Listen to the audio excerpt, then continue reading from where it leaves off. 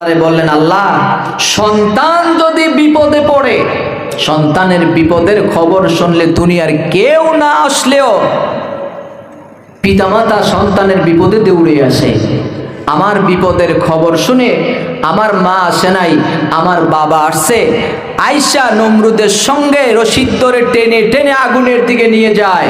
আল্লাহ, তখনই আমি বুঝতে পেরেছি আকাশের নিচে জমিনের উপরে তুমি আল্লাহ ছাড়া আপন আমার কেউ নাই। তুমি আল্লাহ ছাড়া আপন আমার কেউ নাই। আল্লাহ সাথে সাথে আগুনের কাছে নোটিশ পাঠিয়ে দিলেন, কুলনা ইয়া নারু কুনি বারদাও ওয়া সালামান আলা ইব্রাহিম। ও আগুন, আমার ইব্রাহিমের জন্য ঠান্ডা এয়ার কন্ডিশন ফুলের বাগান হয়ে যাও। সুবহানাল্লাহ বলবেন না? বলেন, আগুনের বাপের ক্ষমতা আছে এখন ইব্রাহিম আলাইহিস সালামকে পুরানোর? 40 দিন সাইয়েদনা হযরত ইব্রাহিম আলাইহিস সালাম সেই আগুনের ভিতরে জীবিত না মৃত? জীবিত রেখে দিলেন কে? যে আল্লাহ তাআলা ইব্রাহিম আলাইহিস সালামকে ওই আগুনের ভিতরে 40 দিন জীবিত রাখতে পেরেছেন, সে আল্লাহ এখনো আছে না নাই? চিল্লায়ে বলেন, আছে না নাই? নাকি আগের চাইতে একটু দুর্বল হয়ে গেছে? না কয়েকদিনের জন্য ছুটি নিয়ে আমেরিকার হোয়াইট হাউসে আছে? রব্বুল আলামিন বলেন, না, আমি ছিলাম, আমি আছি, আমি থাকবো, আমি আল্লাহ চিরঞ্জীব, তিনি চিরস্থায়ী। চিল্লায়ে কোন আল্লাহু আকবার। আল্লাহু লা ইলাহা ইল্লা হুয়াল হাইয়ুল কাইয়্যুম। আল্লাহু আকবার। আল্লাহ তাআলা বলছেন, আজ যদি ইব্রাহিমের মতো যদি কেউ যদি ঈমানের পরিচয় দিতে পারে, আমি আজও ওই ঈমানদার মুমিন বান্দাদের জন্য আগুনকে ফুলের বাগান বানাই দিব। ভয় কিসের? কিসের ভয়? আর কোন চিন্তা আছে? মুমিনদের সাথে মুত্তাকিনদের সাথে আছেন কে? আছে। আল্লাহ বলছেন, যখন বিপদ, আল্লাযীনা ইযা আসাবাতুহুম মুসিবা, যখন বিপদ দেখে, যখন মুসিবত দেখে, তখন ডাকে কারে? তখন তারা বলে, ক্বালু ইন্না লিল্লাহি ওয়া ইন্না ইলাইহি সুবহানাল্লাহ। এটা হচ্ছে তাকওয়া। এক নাম্বার, আল্লাহর পক্ষ থেকে তারা সাহায্য প্রাপ্ত হবে। বিপদে মুসিবতে যখনই সাহায্যের প্রয়োজন হবে, ওই মুত্তাকিনদেরকে সাহায্য করবেন কে? 2 নাম্বার, এবার আল্লাহ রাব্বুল আলামিন বলছেন, ওয়া মান ইয়াত্তাকিল্লাহা ইয়াকফিরু আনহু সাইয়্যাতিহি ওয়া ইউযিম লাহু আজরা। আল্লাহু আকবার। রব্বুল আলামিন বলছেন, ওই তাকওয়াদারী মুত্তাকিন যখন আল্লাহর কাছে যখন গুনাহের জন্য মাপ চায়, সাথে সাথে তাদের গুনাহগুলি মাফ করে দিবেন কে? বান্দা যখন গুনাহ করে, অন্যায় করে ফেলে, ভুল করে যখন ফেলে, যখন আমার কাছে মাপ চাইবে, তখন আল্লাহ তাআলা তাদেরকে মাফ করে দিবে। গুনাহ আমাদের আছে না নাই? জোরে কোন আছে না নাই? এমন কি কেউ আছেন যে বুকে হাত দিয়ে বলতে পারবেন, হুজুর জীবনে একটা গুনাহ করিনি? কে বলতে পারবে? সাহস আছে? নাই। তার মানে আছে অপরাধ। আমরা সবাই অপরাধী হতে পারে। এই জায়গায় এমনও অপরাধী আছে, এমনও অপরাধী আছে যার অপরাধের খবর যদি এই গ্রামের লোকেরা জানে, তাহলে গ্রাম থেকে দূর দূর করে তাড়িয়ে দিবে। কথা কোন ঠিক কিনা? এমন অপরাধী আছে তার নিজের ছেলে মেয়েও জানে না, স্ত্রীও জানে না, পরিবারের কেউ জানে না, গ্রামের কেউ জানে না। জানে কে? চিল্লে বলেন, কে জানে? সকলের চোখ ফাঁকি দেওয়া যায়, আল্লাহর চোখ ফাঁকি দেওয়া যায়? কখনো ফাঁকি দেওয়া যায় না। তাই যেই গুনার খবর আপনার পরিবারের লোকেরা জানে না, গ্রামের লোকেরা জানে না, দেশবাসী জানে না, ওই গুনার খবর আমার আল্লাহ জানে। বান্দা তুমি যখন অন্যায় করে ফেলেছো, এখন ক্ষমা চাইবা কার কাছে? এই গুনাহ ক্ষমা করার মালিক পৃথিবীর কারো আছে? জোরে বলেন আছে? পৃথিবীতে সবচাইতে সুপার পাওয়ার, এই পৃথিবীর সবচাইতে সুপার পাওয়ার কার বেশি? আমেরিকার প্রেসিডেন্টের, জো বাইডেনের। ধরলাম জো বাইডেনের খুব পাওয়ার। আপনি যদি তার কাছে গিয়া বলেন যে আমি বাংলাদেশ থেকে আসছি, এত অন্যায় করছি, আমি আপনার কাছে ক্ষমা চাই, আমারে মাফ করেন, মাফ পাওয়া যাবে? জোরে বলেন, মাফ করবেন কে? তাহলে আমার অপরাধের খবর কেউ জানে না, জানে কে? পৃথিবী না জানুক, আমি তো জানি আমি কি পাপ করেছি হায়। পৃথিবী না জানুক, আমি তো জানি আমি কি পাপ করেছি হায়। আমার পাপের করলে বিচার, বাঁচার আমার নাই উপায়। দয়াময় প্রভু মাফ করো আমায়, মাফ করো আমায়। ঠিক কিনা? গুনাহ করেছ আল্লাহর কাছে, ক্ষমা চাইতে হবে তার কাছে। চিল্লে বলেন ঠিক কিনা? এত বড় অপরাধী, মিথ্যুক, নাফরমান, দিনে দুপুরে প্রকাশ্যে শত শত ছাত্র জনতাকে গুলি করে হত্যা করার পরেও এখনো পর্যন্ত একটু অনুতপ্ত অনুশোচনা আসে নাই। এত বড় জালিম, এত বড় জাহেল এই বাংলাদেশে 15টা বছর জগদ্দোষ পাথরের মতো পড়েছিল, যার বিরুদ্ধে কথা বলার মতো একজনের সাহস ছিল না। চিল্লাই বলেন ঠিক কিনা? কি করে আমরা 15টা বছর সহ্য করলাম? নির্দোষ, নিরপরাধ আমাদের কোরআনের পাখি দীর্ঘ 13 বছর জেলখানায় দুঃখে দুঃখে যন্ত্রণায় থাকার পরে এরপরও ওকে সহ্য করতে ওরা পারে নাই। তারপরে তাকে নৃশংসভাবে অসুস্থতার দোহাই দিয়ে কিভাবে হাসপাতালের বেডে এনে ইনজেকশন পয়সন করে হত্যা করা হয়েছে, গোটা জাতি তা দেখতে পেয়েছে। চিল্লে এখন ঠিক কিনা? এই অপরাধের কোনো ক্ষমা নাই, এই অপরাধের কোনো ক্ষমা নাই। বাংলাদেশের বর্তমান আইন দিয়ে হলেও, কোরআনের আইন যদি বাস্তবায়ন না হয়, বাংলাদেশের বর্তমান সংবিধান দিয়ে হলেও এই ধরনের নাস্তিক আর মুরতাদদের দেশে এনে ফাঁসিতে ঝুলাতে হবে। চিল্লাই বলেন ঠিক কিনা?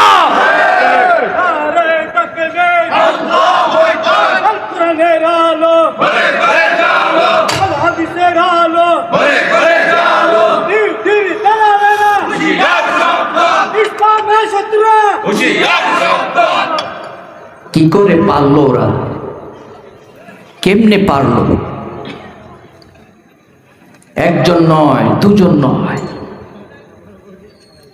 হাজার হাজার মানুষকে এরা গুম করেছে, খুন করেছে। শত শত ভাই বোনদের চোখ হারা, অন্ধ হয়ে গেছে, জনমের মতো পঙ্গু হয়ে গেছে, শহীদ হয়েছে হাজার হাজার। এরপরও এদের ভিতরে একটু অনুশোচনা নাই। কথা কোন ঠিক কিনা? এখন থেকে আমাদেরকে ঐক্যবদ্ধ হতে হবে, ঐক্যবদ্ধ হতে হবে। যারা অন্তত নিজেরা নিজেকে ঈমানদার দাবি করি, নিজেকে আমি কোরআনের সৈনিক মনে করি, এই জমিনে আমি আল্লাহর গোলাম হিসেবে প্রেরিত হয়েছি, আল্লাহর কাছে আমাকে জবাব দিয়ে করতে হবে যদি মনে করি, তাহলে আর কারো পিছনে কেউ কোনো বক্তব্য না দিয়ে এক হওয়ার দরকার। কথা বলেন ঠিক কিনা? এক হতে হবে, এক হতে হবে। ওয়াতাসিমু বিহাবলিল্লাহি জামিআন ওয়া লা তাফাররাকু। সীসার ডালা প্রাচীরের মতো ঐক্যবদ্ধ হতে হবে। যেদিক দিয়ে জালিমরা আসবে সেদিক দিয়ে তাদের প্রাচীরকে ভেঙে চুরমার করে দিতে হবে। রাজি আছেন? কারা কারা রাজি? দু হাত উঁচু করে আল্লাহর দেখার।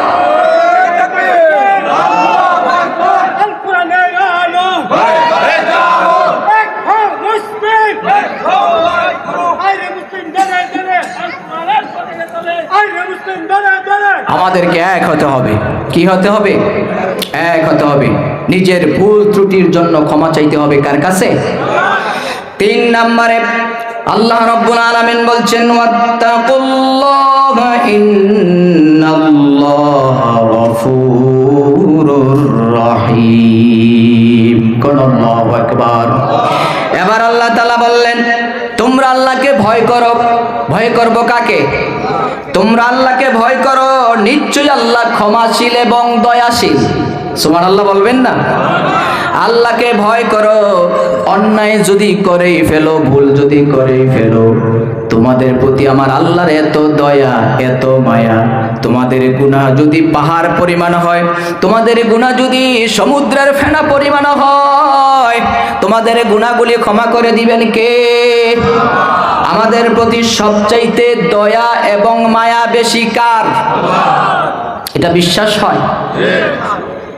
আমাদের প্রতি সব চাইতে দয়া এবং মায়া বেশি আমার আল্লাহ, এতে কোনো সন্দেহ নাই।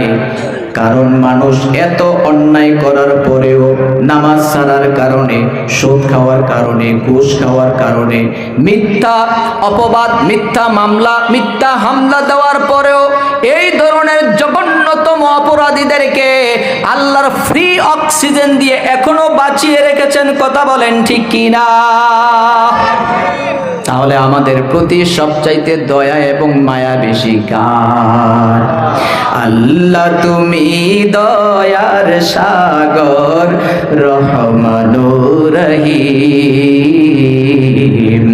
তোমার দয়ায় পূর্ণ আমার সারা নিশিদিন।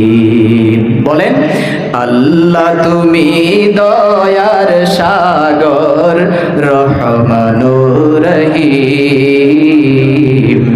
তোমার দয়ায় পূর্ণ আমার সারা নিশিদিন।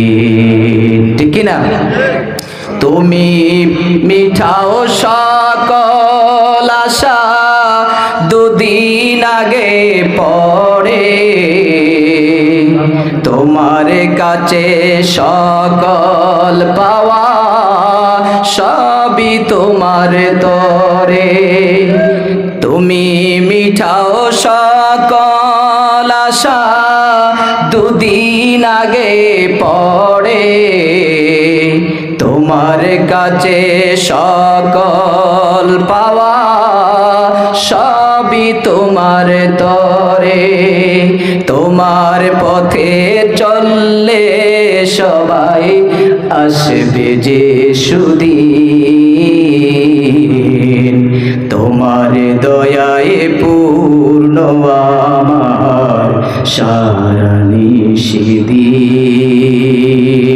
বলেন আমিন। আল্লাহর দয়া ছাড়া 1 সেকেন্ড বেঁচে থাকার কোনো ক্ষমতা আছে? জোরে বলেন কোনো ক্ষমতা আছে? কোনো ক্ষমতা নাই। এবার আসেন 4 নাম্বার, তাকওয়া অবলম্বনকারীদের উপকারিতা কয়টা? স্মরণ আছে? কয়টা উপকার গেছে? কয়টা? 3টা গেছে। কয়টা গেছে? 3টা। এখন আসেন 4 নাম্বার। 4 নাম্বার আল্লাহ রাব্বুল আলামিন বলছেন وَمَن يَتَّقِ اللَّهَ يَجْعَل لَّهُ مِنْ أَمْرِهِ يُسْرًا।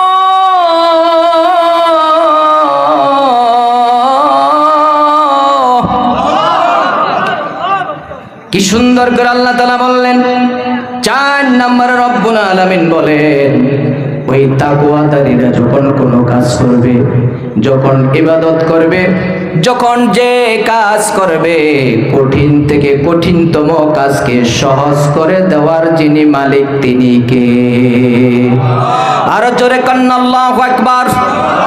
কঠিন থেকে কঠিনতম কাজ বাংলাদেশে ইসলামী স্টেট কায়েম করা এই মুহূর্তে এটা সহজ না কঠিন?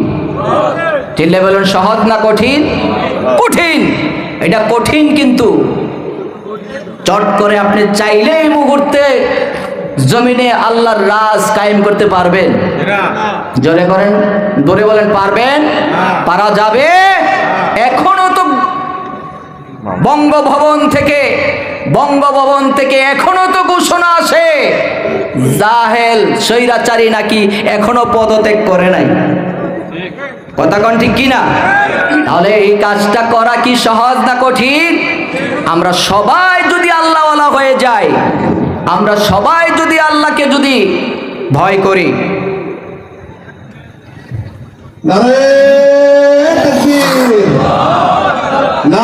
আলহামদুলিল্লাহ বলেন, জোরে করেন আলহামদুলিল্লাহ, জোরে করেন মাশাআল্লাহ।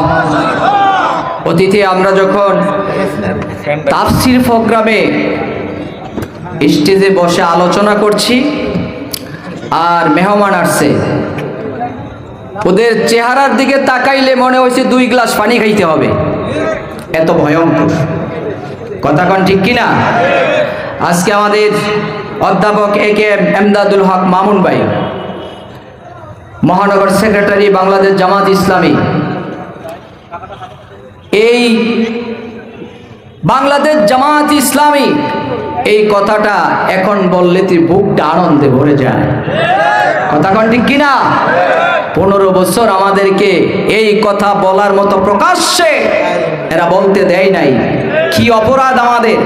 আমরা কথা বলি কোরআনের, আমরা কথা বলি আল্লাহ রাসূলের, আমরা কথা বলি জমিনে আল্লাহর দ্বীন কায়েমের, আমরা কথা বলি মানুষকে সৎ পথে আনার, আমরা কথা বলি মানুষকে মুত্তাকি বানানোর, আমরা কথা বলি আল্লাহকে ভয় করানোর জন্য, আমরা কথা বলি জমিনে নামাজ কায়েম করার জন্য। এটাই যদি আমাদের অপরাধ হয়, এই অপরাধ করে আমরা জেলখানায় পরে বছরের পর বছর জেলখানায় মরব, তারপরে আল্লাহর এই হক কথা থেকে আমরা পিছ পাবো না। কথা বলেন ঠিক কিনা? সুযোগ এসেছে, আপনাদেরকে ঐক্যবদ্ধ হতে হবে। কোরআনের পক্ষে যে যেখানেই থাকেন, যে অবস্থায় থাকেন, যে অঙ্গনে থাকেন, কোরআনের পক্ষে কথা বলতে হবে। রাজি আছেন? সবাই রাজি? আল্লাহ কবুল করে বলেন আমিন। তা আমি শেষ করব 4 নাম্বার হলো, যত বড় কঠিন কাজ হোক, মুত্তাকিনদের এই কাজকে সহজ করে দিবেন কে? জোরে বলেন কে? 5 নম্বরে আল্লাহ রাব্বুল আলামিন বললেন, ইন্না লিল মুত্তাকিনা মাফাজা। আল্লাহু আকবার। এবার আল্লাহ তাআলা দিলেন তাদেরকে সফলতার সুসংবাদ। সুবহানাল্লাহ বলবেন না? যারা আল্লাহকে ভয় করে চলে, যারা মুত্তাকি হবে, তারা সর্বক্ষেত্রে সফল হবে, এই ঘোষণাটা কার?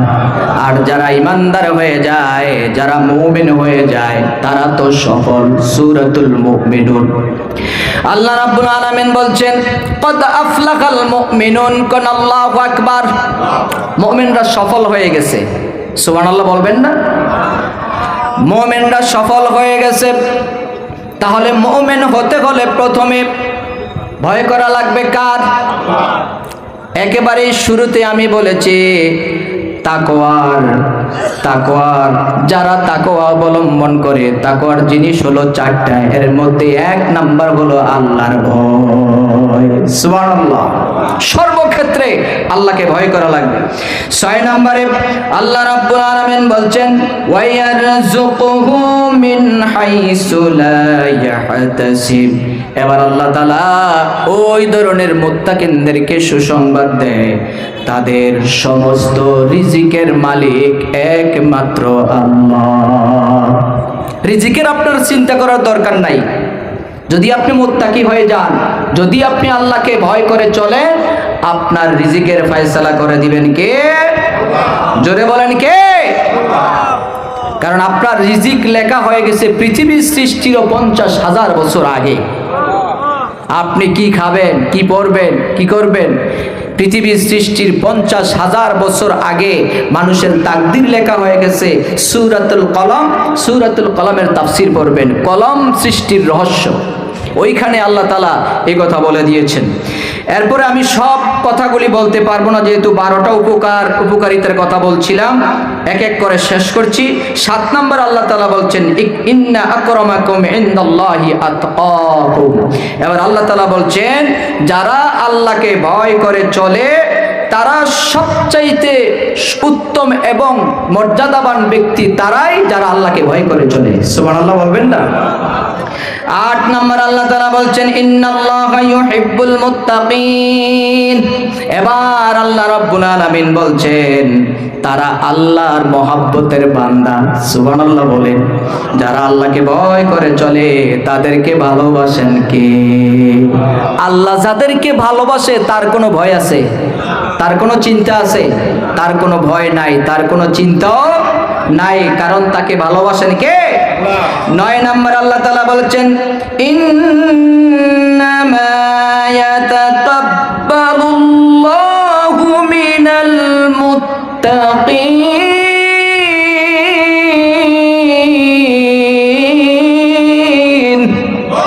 আল্লাহ রাব্বুল আলামিন বলছেন নিশ্চয়ই আল্লাহ মুত্তাকিনদের থেকে কবুল করেন, নিশ্চয়ই তাদেরকে কবুল করে নেয় কে? মুত্তাকিনরা যখনই যা চায়, যা বলে, তাদের দোয়া, তাদের চাওয়া পাওয়া সবগুলি পূরণ করে দিবেন কে? 10 নম্বর আল্লাহ তাআলা বলছেন ওয়াল্লাযীনা তাকাউ ফাকাউহুম ইয়াউমাল কিয়ামা। যারা তাকওয়া অবলম্বন করে তারা কিয়ামতের দিন তাদের কাফেরদের উপরে থাকবে। সুবহানাল্লাহ বলেন। কাফের, মুশরিক, বেঈমান, অন্যান্য যত শ্রেণীর মানুষ আছে সকলের উপরে থাকবে মুত্তাকিনরা। সুবহানাল্লাহ বলবেন না? আপনারা কি সকলের উপরে থাকতে চান? মুমিনদের সঙ্গে থাকতে চান? আল্লাহ কবুল করুক, বলেন আমিন। 11 নম্বর আল্লাহ তাআলা বলছেন শাস্তির ভয় থেকে তারা মুক্তি পাবে। শাস্তির ভয় দুনিয়াতেও একটা আছে, মৃত্যুর সময় শয়তান এসে নানান রকমের ওয়াসওয়াসা ধোঁকা দিতে থাকে, এখানে একটা ভয় আছে। আরেকটা হলো কবরের ভয়। কবরে যখন প্রশ্ন করা হবে মান রব্বুকা, মান দীনুকা, মান নবিয়ুকা অথবা মান হাযার রাসূল, মুমিন হলে 4টা প্রশ্ন আর কাফের হইলে 3টা প্রশ্ন। কাফের হইলে কয়টা আর মুমিনদের জন্য কয়টা? 4 নাম্বারটা হলো মা ইলমুকা, এই যে প্রশ্ন 3টা তুমি কোথায় থেকে শিখলে? তাহলে মুত্তাকিনদেরকে এই প্রশ্নের জবাবটা সহজ করে দিবেন কে? সর্বশেষ 12 নম্বর হলো আল্লাহ তাআলা বলছেন ইন্নাল মুত্তাকিনা ফি জান্নাতিন ওয়া নাহার। আল্লাহ তাআলা বলছেন যারা তাকওয়া অবলম্বন করবে তাদের জন্য জান্নাতে, তাদের জন্য নহর রয়েছে। সুবহানাল্লাহ। তাহলে মুত্তাকিনদের জন্য উপকার কয়টা বললাম? 12টা। এই 12টা উপকারিতা আপনারা তাফসীর থেকে আরো জেনে নেবেন। যা বললাম আল্লাহ তাআলা আমাদের সবাইকে আমল করার তৌফিক দান করুন, বলেন আমিন। এখন মুত্তাকিন তো হয়ে গেলাম, 12টা কাজ আমরা মেনে নিলাম। যতদিন জমিনে বাঁচবো এই কথা, এই কোরআনের এই কথা অনুযায়ী চলার চেষ্টা করব। মেনে নিলেন তো? এই কথা মেনে নিলেন। যদি আমরা মেনেই নেই তাহলে আমাদেরকে এই মুত্তাকিনদের কাজ আরো করা লাগবে। এর ভিতরে আরো অনেক কথা আছে যা আমি বলতে পারি নাই। এই সব কথার মধ্যে একটা কথা হলো আল্লাহর রাস্তায় খরচ করা। আল্লাহর রাস্তায় কি করা? খরচ করতে রাজি আছেন? আল্লাহর রাস্তায় ব্যয় করলে, আল্লাহর রাস্তায় খরচ করলে আপনার সম্পদে বরকত দিবেন কে? আপনার সম্পদ বাড়াইতে চান না কমাইতে চান? জোরে কোন, বাড়াইবেন না কমাবেন? যদি বাড়াইতে চান আল্লাহ তাআলা বলছেন আল্লাহর রাস্তায় খরচ করো, তাহলে আল্লাহ সম্পদ বৃদ্ধি করে দিবেন। কোন সুবহানাল্লাহ। আমি আপনাদের নিকট আরজ করব যে কিছু সময়ের জন্য তাদের কিসের জন্য? মসজিদের জন্য। এই মসজিদের জন্য নাকি পিছনে পিছনে যে স্থলবন্দর মসজিদ, যেটা এই মসজিদের কাজের